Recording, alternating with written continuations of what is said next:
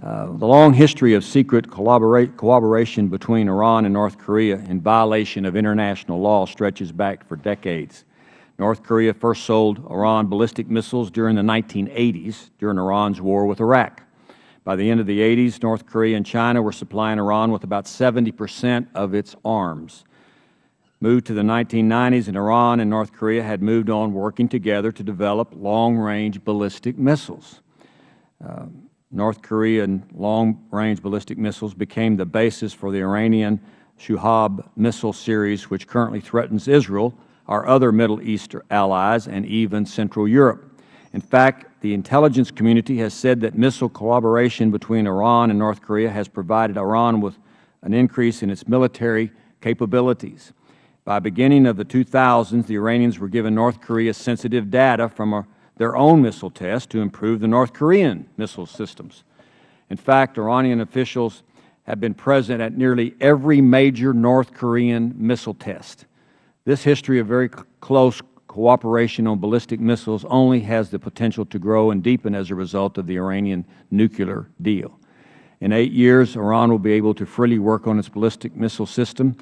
If Iran was able to achieve so much in secret thanks to its North Korean allies, we can only imagine what it will be able to do after the ban on the ballistic missiles program is lifted.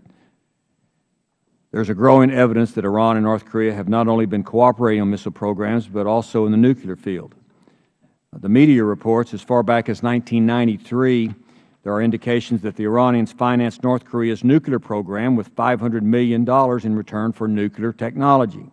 South Korean news outlets rang the alarm in 2011, alleging that hundreds of North Korean nuclear and missile experts were working in Iran.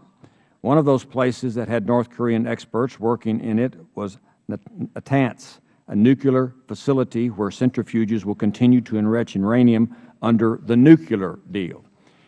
Iranian defectors have also revealed a long history of North Korean experts working on the Iranian nuclear program.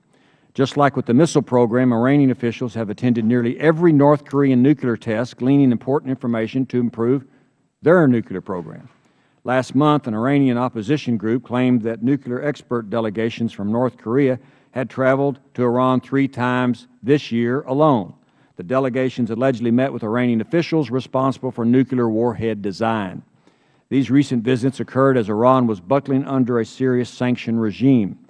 Now that sanctions probably will be lifted and Iran will receive anywhere from $50 to $150 billion in what I term a signing bonus and hundreds of billions of dollars more in oil revenue, that means a lot more money to pay cash-hungry North Korea for game-changing nuclear technology and expertise.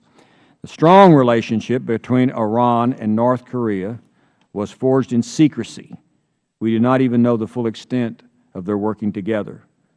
What we do know is that now that the world has given the Iranian nuclear program an apparent stamp of approval, North Korea has a lot to gain from the Iranians as well.